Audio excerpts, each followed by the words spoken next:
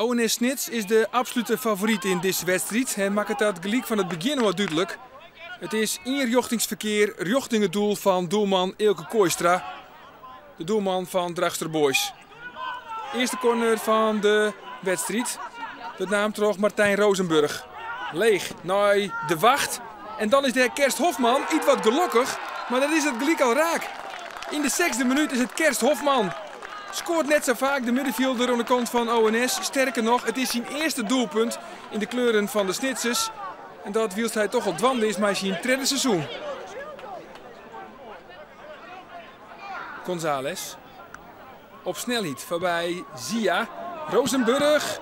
En dan nog Goedhart. In eerste instantie wordt de bal keert op de doellinie van Martijn Rozenburg. En Goedhart hier toch echt 2-0 op een skoer.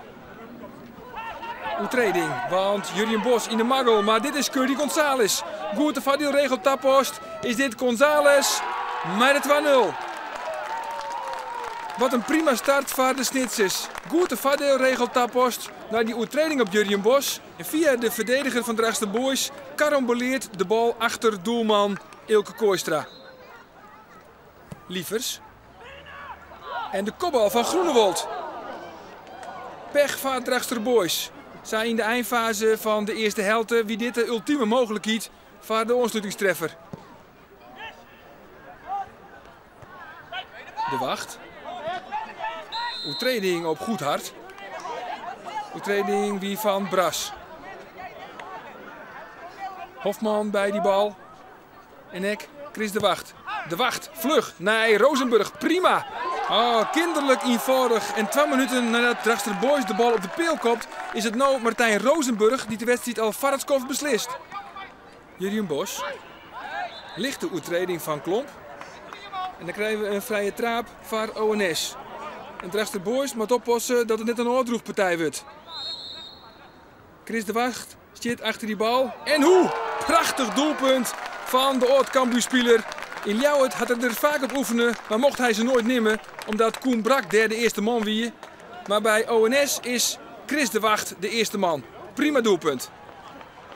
0 Fjouwer. Prins, Savier iets wat op een onval lieket van Drachtster Boys dan op de peel. Paul de Jong. Zelfs een eretreffer is de thuisploeg net gunt. Al de 2e keer dat ze de bal op de peel zitten.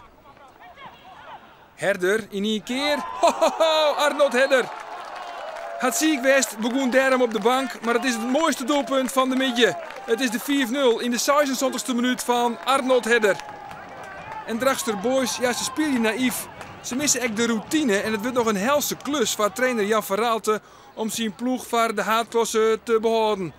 Daar gaan ze weer. In de slotfase, Jurjen Bos, wordt het nog slimmer? Ja, het wordt nog slimmer. Het is de 6-0 voor ONS. Het is een lijdensweg voor Drachtster Boys. En het klassenverschil tussen de beide Friese ploegen is wel heel erg groot. ONS wint uit bij Drachtster Boys. Maar de grote cijfers 0-6. Ik vind dat wij in principe op elke positie denk ik een betere voetballer hebben staan. Alleen dat de dingen ook heel anders kunnen lopen als een tegenstander heel veel inzet heeft en als groep gaat voetballen.